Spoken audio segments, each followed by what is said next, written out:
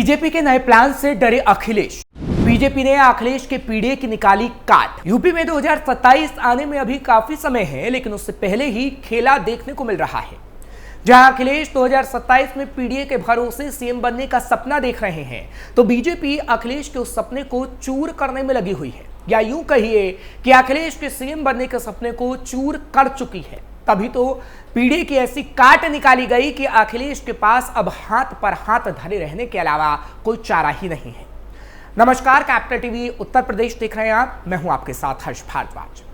उत्तर प्रदेश में 2027 के विधानसभा चुनाव की तैयारियों में जुटी भारतीय जनता पार्टी ने दलित वोटरों को लुभाने के लिए नई रणनीति बनाई है। बीजेपी सूबे में अखिलेश यादव की पीढ़ी राजनीति की भी काट ढूंढना चाहती है। इसलिए बीजेपी की इस रणनीति के केंद्र में बाबा साहब डॉक्टर भीमराव अंबेडकर हैं, जिनके नाम और विचारों के सहारे पार्टी दलित समुदाय का विश्वास जीतने की कोशिश कर रही है। इसी कड़ी में जो हमने देखा कि किस तरीके से अंतर्राष्ट्रीय योग दिवस के मौके पर भी लखनऊ के अंबेडकर पार्क में बीजेपी ने एक बड़ा कार्यक्रम आयोजित किया, वो इसी कड़ी का हिस्सा था, क्योंकि इस कार्यक्रम में दलित समुदाय के करीब 5000 लोगों को योग के लिए आमंत्रित किया गया था, जिनकी तस्वीर भी नजर आ रही है। बीजेपी ने अंबेडकर के नाम पर कई कार्यक्रम किए हैं आयोजित। बता दें कि सभी प्रतिभागियों को पार्टी की ओर से सफेद टी शर्ट दी गई थी, जिस पर किसी बीजेपी नेता की तस्वीर नहीं, बल्कि बाबा साहेब अंबेडकर की तस्वीर छपी थी। शहर में लगे होर्डिंग्स में भी आधे से ज्यादा पर बाबा साहेब की तस्वीरें ही नजर आ रही थीं, जो बीजेपी की इस रणनीति को और ज्यादा स्पष्ट करती है। पिछले 2 महीनों में बीजेपी ने लखनऊ में अंबेडकर के नाम पर कई कार्यक्रमों को आयोजित किया है। इनमें अंबेडकर मैराथन और कई विचार गोष्ठियां भी शामिल रही हैं। इन आयोजनों का नेतृत्व रक्षा मंत्री और लखनऊ से बीजेपी सांसद राजनाथ सिंह के बेटे नीरज सिंह कर रहे हैं।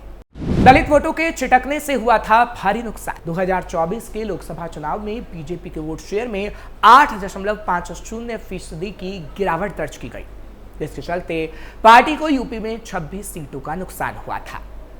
2019 के लोकसभा चुनाव में बीजेपी को 49.98% वोट मिले थे, जो 2024 में घटकर 41.37% रह गया। इसका एक बड़ा कारण दलित वोटों का खिसकना माना गया। एक सर्वे के मुताबिक 2024 के चुनाव में इंडिया ब्लॉक को गैर जाटव दलितों के 56% और जाटव दलितों के 25% वोट मिले, जबकि 2019 में बीजेपी को लगभग 50% दलित वोट हासिल हुआ था। यूपी में दलित मतदाता कुल मतदाताओं का 21% है, जो किसी भी पार्टी की जीत में निर्णायक भूमिका निभाता है। संविधान को लेकर विपक्ष के नारे ने बिगाड़ा था खेल। बीजेपी का मानना है कि 2024 के लोकसभा चुनाव में विपक्ष के संविधान बदला जाएगा नारे ने दलित मतदाताओं को प्रभावित किया, और इसका पार्टी को काफी नुकसान भी हुआ। दूसरी ओर उत्तर प्रदेश में दलितों की प्रमुख नेता मानी जाने वाली बहुजन समाज पार्टी यानी बसपा की नेता मायावती का प्रभाव कमजोर हो गया। बीजेपी इस स्थिति का फायदा उठाकर बाबा साहिब के नाम और उनके विचारों के सहारे दलित वोटों को अपनी ओर करने की कोशिश में। अखिलेश के पीडीए के मुकाबले में बीजेपी की खास रणनीति। समाजवादी पार्टी के नेता अखिलेश यादव अपने पीडीए यानी पिछड़ा दलित अल्पसंख्यक फॉर्मूले के सहारे 2027 में उत्तर प्रदेश की सत्ता में वापसी की कोशिश में है। दूसरी ओर बीजेपी ने दलित वोटरों को अपने पाले में लाने के लिए अंबेडकर के नाम पर कार्यक्रमों की शुरुआत की है। पार्टी का ये कदम न केवल दलित मतदाताओं को आकर्षित करने की रणनीति है, बल्कि विपक्ष के संविधान से जुड़े दुष्प्रचार का जवाब देने का भी कड़ा प्रयास है। अब यूपी में दलित वोटों की निर्णायक भूमिका को देखते हुए बीजेपी की रणनीति 2027 के विधानसभा चुनाव में कितना असर दिखाएगी, ये देखना काफी दिलचस्प होगा, क्योंकि राजनीति में एससी और ओबीसी की अहमियत को सभी पार्टियां समझ रही हैं। अभी तक हिंदुत्व के नाम पर एससी और ओबीसी बीजेपी से जुड़ा रहा। यही वजह रही कि 2014 से बीजेपी लगातार चुनाव जीत रही है। लोकसभा चुनाव से पहले विपक्ष ने पीडीए यानी पिछड़ा दलित अल्पसंख्यक कार्ड खेला था। संविधान और पीडीए के मुद्दे पर चुनाव लड़ा था और उसमें बीजेपी को नुकसान हुआ। लेकिन अब बीजेपी कोई नुकसान उठाना नहीं चाहती। यही वजह है कि बीजेपी पीडीए का जवाब देने के लिए दलितों और पिछड़ों को इतनी तवज्जो दे रही है। जब संगठन में इतने पदाधिकारी दलित और ओबीसी होंगे तो उनके जरिए वोटरों को जोड़ना आसान होगा, इसलिए पदाधिकारी भी दलित ही रखे गए। दलितों के मुद्दे पर अखिलेश को घेरने का भी प्लान। आपको याद होगा 2022 के यूपी विधानसभा चुनाव में अखिलेश यादव के गठबंधन साथी रहे ओम प्रकाश राजभर ने भी समाजवादी पार्टी के पीडीए मुहिम को कटघरे में खड़ा किया था और नगीना सांसद चंद्रशेखर आजाद की तरह ही दलित विरोधी बताया था अखिलेश यादव को। सुहेल देव भारतीय समाज पार्टी के नेता ओम प्रकाश राजभर ने अखिलेश यादव पर मुख्यमंत्री रहते दलितों और अल्पसंख्यकों के साथ भेदभाव का आरोप लगाया। अखिलेश यादव के जाति जनगणना पर बयान को भी ओम प्रकाश राजभर ने पाखंड ही करार दिया था। ओम प्रकाश राजभर ने कहा था कि यह आश्चर्य की बात है, जो लोग दूसरे के अधिकार छीन लेते हैं वही अब ऐसी बातें कर रहे हैं, दलितों को अधिकार देने की बात करते हैं। अखिलेश यादव ने मुख्यमंत्री के रूप में अपने 5 साल के कार्यकाल में पुलिस, ग्राम सेवक, लेखपाल जैसी सेवाओं में जाति के आधार पर नियुक्तियां की। 86 में से 56 एसडीएम जाति के आधार पर बनाए। अखिलेश यादव पर चंद्रशेखर आजाद का भी आरोप है, जिस तरीके से ओम प्रकाश राजभर आरोप लगा रहे हैं। भीम आर्मी के संस्थापक चंद्रशेखर आजाद ने अखिलेश यादव पर दलितों के साथ नाइंसाफी करने का आरोप लगाया है।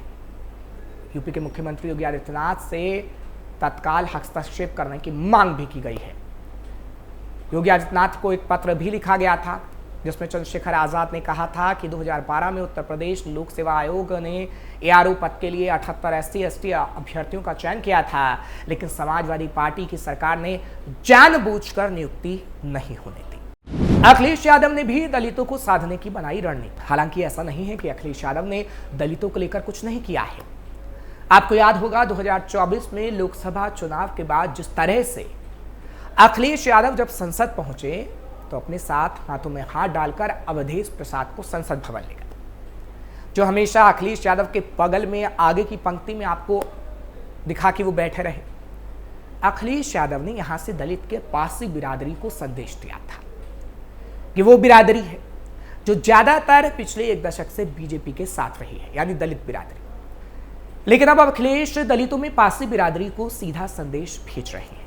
कुशवाहा या मौर्य बिरादरी जो कि मायावती से छिटकी तो बीजेपी के पास चली गई, लेकिन कुशवाहा बिरादरी के बड़े चेहरे बाबू सिंह कुशवाहा को जौनपुर से सांसद बनने के बाद अखिलेश यादव ने उन्हें लोकसभा में सदन का उपनेता बना दिया, यानी अखिलेश यादव के बाद दूसरे नंबर पर वो रहेंगे, ऐसा संदेश दिया गया ताकि दलितों को साधा जा सके। वहीं आजमगढ़ से सांसद और अपने भाई धर्मेंद्र यादव को उन्होंने लोकसभा में मुख्य सचेतक बना दिया था, जबकि अवधेश प्रसाद को अधिष्ठाता मंडल का सदस्य बनाया गया। कुल मिलाकर अपनी पार्टी के अंदर विधानमंडल और संसद में जो अखिलेश यादव ने नियुक्तियां की, ये उनके पीडीए के फॉर्मूले को और आगे बढ़ाने की कवायद थी। अखिलेश यादव पिछड़ा, दलित, अल्पसंख्यकों के बाद भी अब अगड़ी जातियों को साधते दिखाई दे रहे हैं। वो सोच रहे हैं कि पीडीए का फॉर्मूला काम आ जाए, अगर ये काम नहीं आता है तो उससे एक कदम आगे बढ़ाया जाए। ब्राह्मण वोटों को भी साधा जा रहा है। अखिलेश कहते हैं कि बीजेपी से ब्राह्मण वोट नाराज है और कांग्रेस के साथ भी वो नहीं है, इसलिए अखिलेश यादव ब्राह्मण बिरादरी को भी साधने में जुट गए हैं और उन्हें लगता है कि 2027 में अगर पीडीए से आगे बढ़कर उन्होंने इन बिरादरियों को साध लिया तो उनके लिए जीत का फॉर्मूला आसान हो जाएगा। खैर ऐसा होगा या नहीं ये तो वक्त ही बता पाएगा।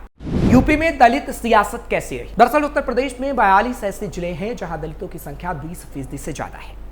सूबे में सबसे ज्यादा दलित आबादी सोनभद्र में 42%, कौशाम्बी में 36%, सीतापुर में 31%, बिजनौर बाराबंकी में 25% है। इसके अलावा सहारनपुर, बुलंदशहर, मेरठ, अंबेडकर नगर, जौनपुर में दलित समुदाय निर्णायक भूमिका में है। इस तरह से यूपी में दलित समाज के पास ही सत्ता की चाबी रही है, जिसे हर दल अपने हाथ में लेना चाहता है। अब 2027 में किसके हाथ में जाता है, फिलहाल ये देखना काफी दिलचस्प होगा। आपको ये खबर कैसी लगी कमेंट सेक्शन में जरूर बताएं। खबर को लाइक शेयर करें, कैपिटल टीवी को सब्सक्राइब करना मत भूलिएगा।